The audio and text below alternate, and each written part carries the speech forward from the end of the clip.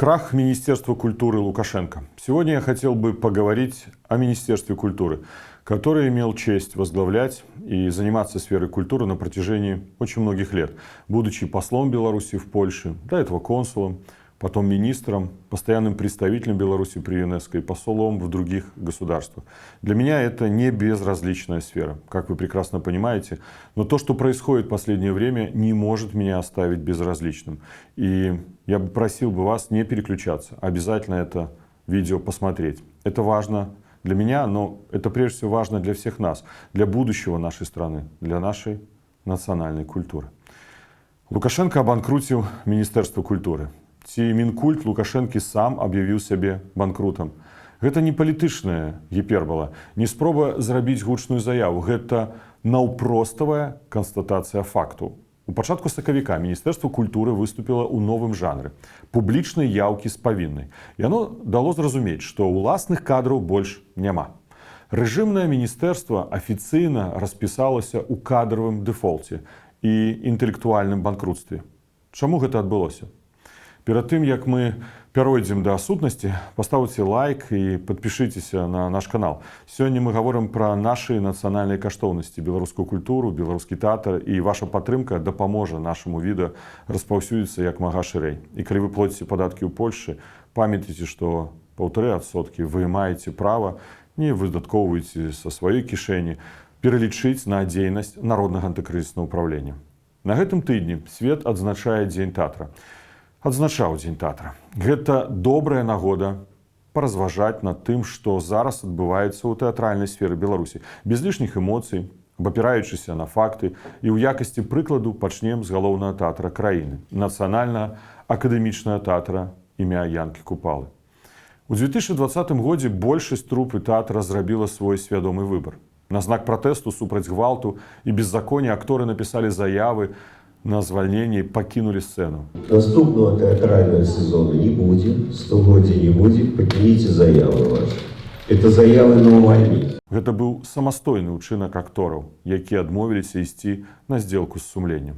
Зараз вы можете пабачыць ужо гістарычныя кадры тых падзей на прыступках славутага купалаўскага тэатру ў Мінску. Я лічу, што гэта вельмі важна. Важна кожнаму з нас сёння мець свой пункт гледжання, сваё меркаванне. Я ўдзячны купалаўцам, бо гэта выключны калектыў, гэта выключны тэатр, гэта сэрца, гэта сімвал нашай нацыі, беларускай нацыі, нацыянальны акадэмічны тэатр Янкі Купалы. І ўсе гэтыя апладысменты, і тое, што вы прыйшлі сёння, належыць менавіта яму. У год стагоддзя, вось мы перажываем такі, я не знаю, спецыфічны, вельмі дзесьці драматычны перыяд жыцця, але гэты тэатр павінен існаваць, працаваць і ствараць для людзей, для нашай нацыянальнай беларускай культуры, якую мы вельмі з вами любім. Дзякуй вам вялікі за тое, што вы прыйшлі.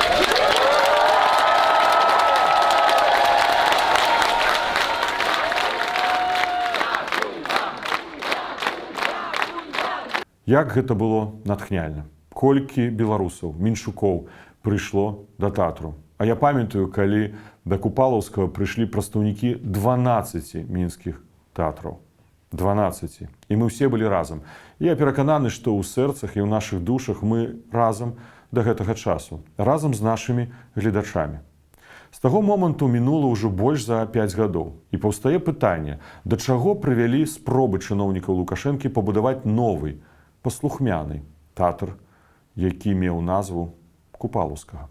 Давайте узгадаем свежыя навіны. Нядаўна, у пачатку сакавіка, у Нацыянальны акадэмічны тэатр імя Янкі Купалы, для спрашчэння будзем называць яго далей менавіта так, быў прызначаны новы мастацкі кіраўнік Дмітрый Акімаў. Гэта грамадзянін Расіі. Раней ён працаваў галоўным рэжысёрам у шэразе расійскіх правінцыйных тэатраў. Гэтае прызначэнне падобнае на вымушаную меру. За ўсе гэтыя гады сістэма не здолела знайсці ўнутры краіны ніводнага аўтарытэтнага беларускага рэжысёра, які пагадзіўся ўзначаліць галоўную тэатральную сцэну краіны. Сістэма папросту сутыкнулася з татальнай нерукапаціскальнасцю, адмовамі, байкотам. Міністэрству культуры Лукашэнкі, менавіта так трэба называць, гэтае міністэрства, ну, ці можна яго назваць міністэрствам культуры Беларусі, пракаментуйце. Мне здаецца, што ўжо не, а менавіта міністэрству культуры Беларусі давялося імпартаваць мастацкае кіраўніцтва з расійскай правінцыі. Уяўляеце, імпартаваць.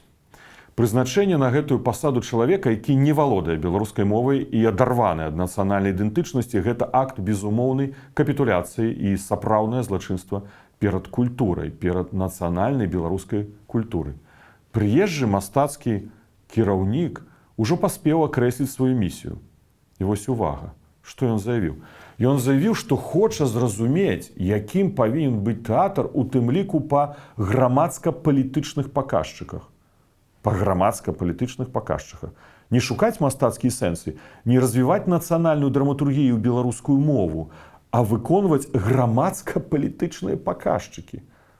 Купалаўскі дэ-факта пераведзены ў статус ЖЭСа. ЖЭСа ад культуры. Завода па вытворчасці ідэалагічнай нормы і лаяльнасці. Можа, гэта разавая кадравая памылка? Не. Гэта сістэмны калапс у сферы культуры, паслядоўная палітыка па знішчэнні тэатра. Пасля падзей 2020 года прайшло не менш за дзесятак кастынгаў, але сабраць паўнавартасную трупу так і не ўдалося. Байкот. Байкот з боку беларускіх актораў. Дзякую вам за гэта.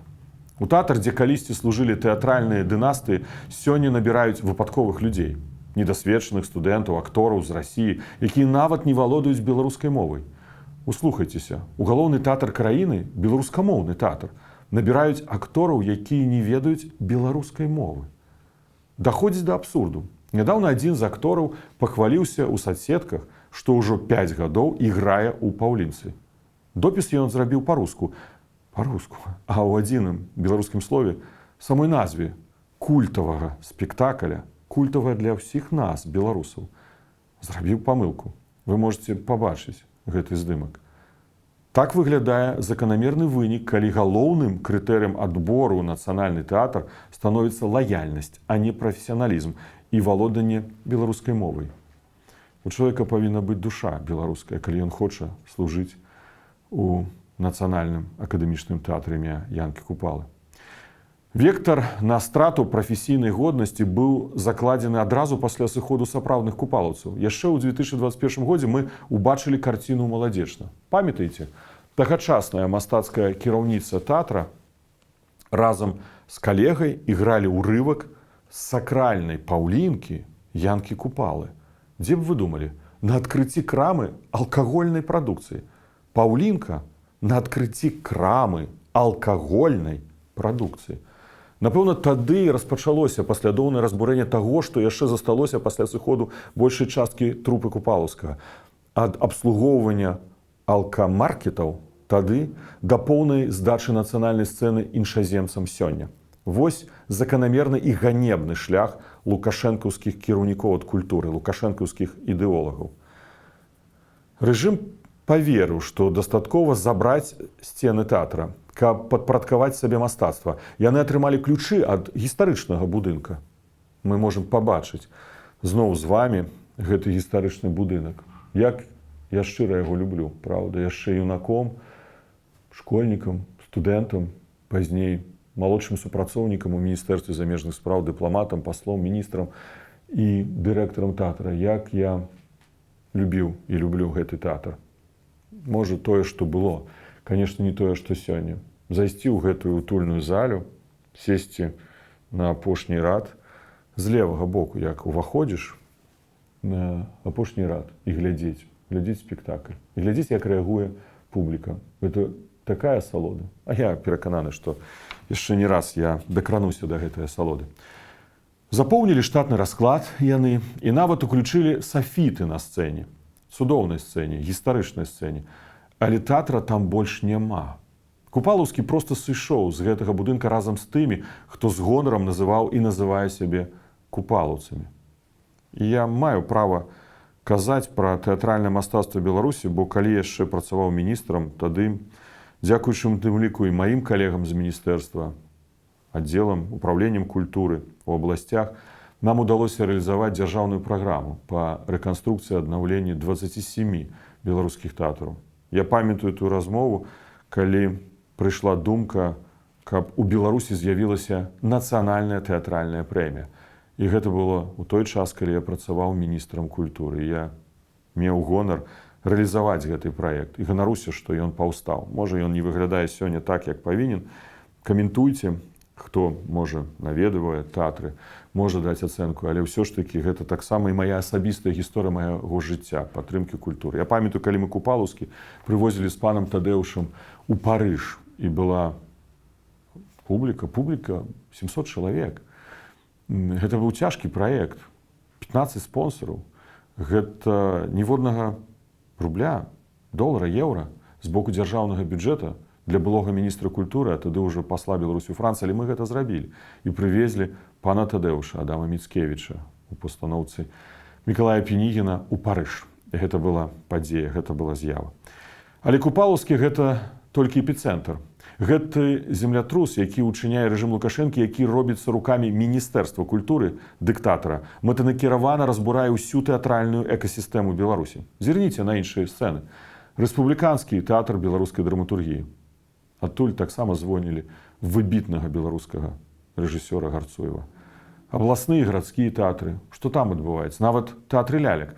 У рэпертуарах вынішчаюцца беларускамоўныя спектаклі, працягваюцца звальненні за нелаяльнасць. Усюды працуе адзін і той жа механізм. Механізм татальнай зачысткі. Міністэрства культуры канчаткова замяніла свой профіль. Сёння гэта не інстытут развіцця мастацтва, гэта карнае ведомства. Яго галоўная адзіная функцыя цэнзура і кантроль. Дарэчы, і мастацкі кіраўнік у вялікім тэатры оперы і балета, нацыянальным, акадэмічным, з'явіўся таксама з Расіі. І галоўны балетмейстер, калі я не памыляюся, таксама з Расіі. Ужо няма нацыянальнай школы. Нават ліквідавалі тэатральны факультэт. Сёння ён аб'яднаны з факультэтам кіно і тэлебачання. Беларусы і беларуская тэатральная школа заўсёды ганарылася. У нас цудоўныя, выбітныя акторы. І ліквідаваць факультэт тэатральны ў акадэміі мастацтва.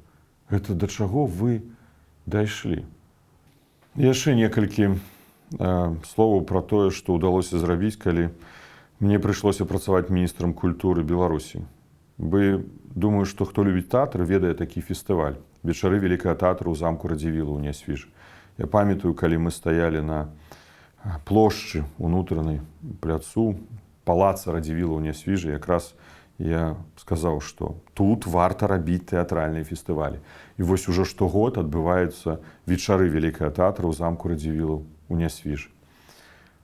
Фестываль драматычных тэатраў у Беларусі, тэатр Уршулі Радзівіл у Нясвіжскім палацы. Я памятаю, калі мы таксама рэалізоўвалі гэты праект з універсітэтам культуры і з Купалаўскім тэатрам. Тады я таксама працаваў міністрам культуры Беларусі.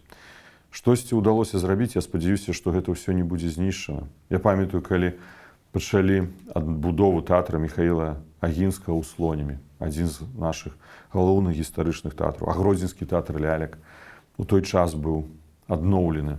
Я думаю, што тыя, хто жывуць у Гродні, ведаюць гэты тэатр і неаднойчы там былі. Но вернемся да таго, што адбываецца ў сферы культуры нашай краіны. Паводле звестак беларускага ПН-цэнтра ў 2025 годзе было зафіксавана 1435 парушэнняў культурных правоў і правоў чалавека ў дачыненні да дзеячаў культуры. Летась у месцах пазбаўлення волі, а таксама на хіміі або хатняй хіміі знаходзілася не менш за 144 чалавекі са сферы культуры. І гэта вынік дзейнасці рэжыму Лукашэнкі, злачыннага рэжыму, які працягвае змагацца з беларускай культурай, якая павінна быць падмуркам дзяржаўнасці. Аднак у гэтай змрочнай карціне ёсць падстава для аптымізму. Беларуская культура мае моцную памяць. Яна прайшла праз сістэматычнае вынішчэнне ў часы расійскай імперыі, вытрымала татальны ідэалагічны прэс савецкай сістэмы і не растварылася ў небыцці. Сённяшні крызіс, хоць і беспрэцэдэнтны па сваім цынізме, з'яўляецца толькі чарговым выпрабаваннем, а не фінальным актам. Тое, што сістэма не здолела знайсці ніводнага беларуса на кіруючую пасаду у Купалаўскім тэатры, сведчыць зусім не пра дэфіцыт талентаў, а пра этычную пазіцыю беларускіх творцаў. Колькасць адораных людзей, адданых беларускай культуры, не зменшылася ад таго, што ім забаранілі працаваць у дзяржаўных установах. Яны працягваюць сваю справу, як бясшумна ўнутры краіны, так і ствараючы культурнае асяроддзе па-за яе межамі.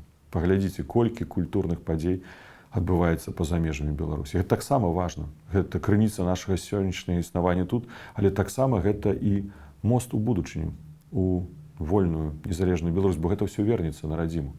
Гістарычны будынак Купалаўскага тэатра сёння знаходзіцца ў стане каштоўнаснай акупацыі, але Купалаўскі як з'ява не знішчаны. Вольныя купалаўцы, якія пакінулі будынак тэатра, працягваюць ставіць спектаклі за мяжой. І вось адбудзецца днямі прэм'ера ў Варшаве. Я дзякую тым спонсорам, якія на просьбу падтрымалі гэтую пастаноўку. Прадстаўнікі іншых творчых прафесій таксама захоўваюць культуру ў замежжы. І гэта яркае сведчанне таго, што мастацтва немагчыма зачыніць на ключ ці абмежаваць цэнзурай Міністэрства культуры, якое з'яўляецца інструментам у руках Лукашэнкі для барацьбы з самой жа культурай. Бо беларуская культура значна мацнейшая за рэжым Лукашэнкі. Пагадзіцеся. Калі згодны, пракаментуйце. Віншую ўсіх прадстаўнікоў беларускага тэатра з тым днём, які ўжо прайшоў, міжнародным днём тэатра. Віншую тых, хто працягвае захоўваць беларускую тэатральную традыцыю. Сапраўдны нацыянальны тэатр працягвае існаваць там, дзе гучыць свабоднае беларускае слова. Яно працягвае жыць у працы незалежных артыстаў, рэжысёраў і драматургаў, тых, хто, нягледзячы на звальненне, рэпрэсіі, пазбаўленне волі і вымушаную міграцыю, збярог адданасць прафесіі, павагу да свайго гледача. Яна, беларуская культура і тэатр жывуць у сэрцах тых актораў і рэжысёраў, хто ў Беларусі, нягледзячы на моцны ціск, працягвае працаваць на беларускую справу і верыць у беларускасць. Дзякую вам таксама, вялікі дзякую вам за гэта. Культурная спадчына Беларусі не належыць дыктатару, яна належыць беларускаму народу. А зараз я хацеў, каб вы паглядзелі фрагменты пінскай шляхты, аднаго з самых славутых спектакляў Купалаўскага тэатра, пасля, зразумела, Паўлінкі. Мне падаецца, гэтыя фрагменты дададуць нам трохі настрою у гэты складаны час, той складаны час рэпрэсій і тугі па радзіме. І веру дадуць у тое, што ўсё будзе добра, ўсё ў нас атрымаецца. Падтрымайце нашу працу, пастаўце лайкі, дасылайце адзін аднаму гэтае відэа. Жыве Беларусь! Иван Тюхай, иди сюда, назвал Тихона Протасовицкого. Иди сюда! Скорее! Иди сюда! Мужиком. Это уголовное преступление. Сибирь пахнет! Сибирь, голубчик! Сибирь! Государственной Елизаветы Петровны от 49 апреля 2015 года Сибирская государственная истины Великая 23 сентября 3045 года равномерно в смысле статута Литовского раздела 8 параграфа 193, коим назначается в пользу суда тяжущихся гривен. Обжалованный Протасовицкий имеет за что уплатить пошлин 20, погонных 16, на канцелярию 10 рублей. Жалующийся Липский в половине того. Сведки, которые бачили драку и не боронили, по 9 рублях. Вся прочая шляхта, что не бачила драки, зато я, что не бачила драки, по 3 рубли. Платите! И тут начинаются малые зарученные. Те малые барыши скажут, да, ну типа такая: «Чего сваты, вы приехали, типа дорог, типа чачари, типа наши чари, чего вы, вот, все добавляют, на великих барышах, все великих залах,